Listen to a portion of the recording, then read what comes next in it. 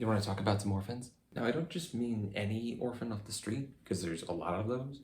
I'm talking more about like the literary archetype of the orphan. You know, the little kid in the stories who, for whatever reason, is separated from the world around them. Now, for the record, you don't have to actually be an orphan to be part of the orphan archetype.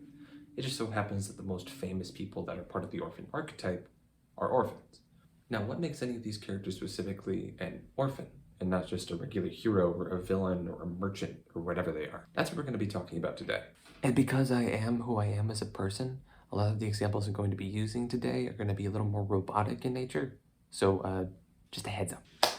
Okay, so the answer to the question of what makes an orphan is a tricky one because there are so many characters that can qualify as an orphan. But I found this helpful website called filmschoolrejects.com, which breaks the orphan down into 3 different archetypes, which I think are an easier thing to analyze. Then it breaks it down into the foundling, the traumatized, and the tumbleweed.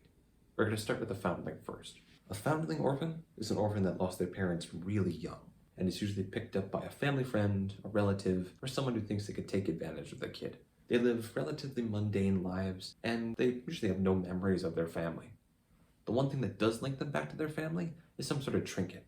Maybe a magic locket, maybe a key, but it usually is their key to get out of their boring lives and start their adventure. In our case, Simon from Gurren Lagann finds his special trinket digging a hole in the ground. So Simon and his older brother Kamina are part of a group of child laborers, children assigned with digging holes underground to expand their underground village. During their escapades, Simon finds a giant robotic face and a small key to activate it, and shortly afterwards their village is attacked and destroyed by giant robots called gunmen. So Simon, Kamina, and their friend Yoko set out on an adventure to destroy the gunmen, figure out what happened to their families, and how they can bring humanity back to the surface. Our next orphan archetype is the traumatized, which is someone who lost their parents at a very young age, often violently. The orphan takes up arms to avenge their parents. Our Gundam pilot, Domon Kashu, is an excellent example of this. Domon comes from a universe where the president of space is decided by combat, Hunger Games style. Domon's family were scientists for the Neo-Japanese government who built a giant machine that could merge with organic matter and heal it, with the intent of curing diseases with it. The Japanese military wanted to use it for war, so they killed Domon's mom, sent his dad into a coma, and chased the machine to Earth, where it crashed and rebuilt itself, becoming the Devil Gundam. Domon, scared and angry, is forced by the Japanese government to go to Earth and clean up their mess. Oh, and to win the presidency by combat happening at the same time. Our final orphan archetype is the tumbleweed, an orphan who, whether it be for older age or lack of care, just simply loses their family and just keeps going on.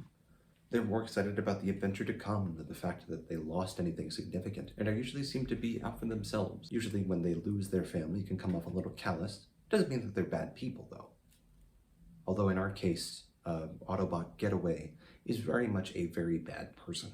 Getaway is an MTO, put together and brought online over a battlefield, and sent airdropping into the middle of a massacre before he could even recognize his own name. After 4 million years of war, eventually Getaway managed to become a pretty decent soldier. Good enough to be sent on a secret mission, but bad enough to be captured. About a year later, he was saved by the crew of the Autobot starship, the Lost Light, who, quite frankly, were looking for someone else. He joins the crew and tries to pal around, but secretly schemes behind the back of the ship's captains Rodimus and Megatron to take the ship for himself. Getaway eventually manages to trick the main cast off the Lost Light and takes command of the ship himself. And to keep control of it, he lies and tortures the rest of the crew in the hopes that some dark god would give him a piece of power. I think Getaway and the other orphans we talked about today serve as prime examples of the divide between an orphan protagonist and a regular protagonist. This great website, knowyourarchetypes.com, describes the orphan archetype as someone who had to grow up too fast to meet the harsh realities of life, and as a result they often end up jaded and nihilistic, but still crave somewhere to belong, which can drive them to evil if they're taken in by the people with cruel intent, or simply never find their place at all. I think Getaway fits especially well in that last point, since he never really found a place to belong, and the one thing he thought would bring him a place to belong, his goal of becoming a prime, drove him to turning away everyone who ever cared about him, and that only got him so far.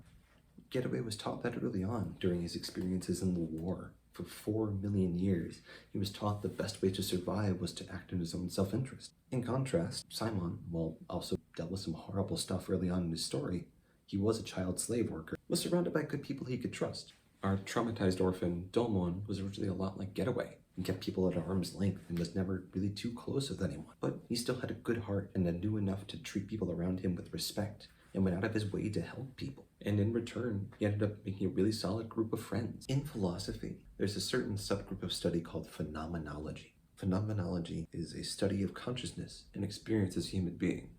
Phenomenology's creator, Dr. Edmund Husserl, initially described the effect of other people on the conscious self as being a cumulative constituting factor of our self-image of a person, as acknowledgement of being real. Other people are what define us, and our relationship with each other defines how we live as people. I think this is why the orphan archetype is such an interesting thing to watch, because they are naturally worse off at interacting with others, with little to no family to teach them how to interact. The sheer possibility of that concept is endless, and there's usually why there's so many of them that show up in giant robot shows. With antisocial muscle men or nerds who know how to operate a giant machine, but don't know how to talk with the people that help them move it around. I think this entire concept of the orphan makes a really important lesson, which that being, make sure that you thank the people around you. You thank your own abilities to talk with people around you. Don't take it for granted, because life is a sad thing if you live it alone. You don't want to end up like Getaway, just some crazy guy who literally pushes everyone away around him with the hopes that he might succeed,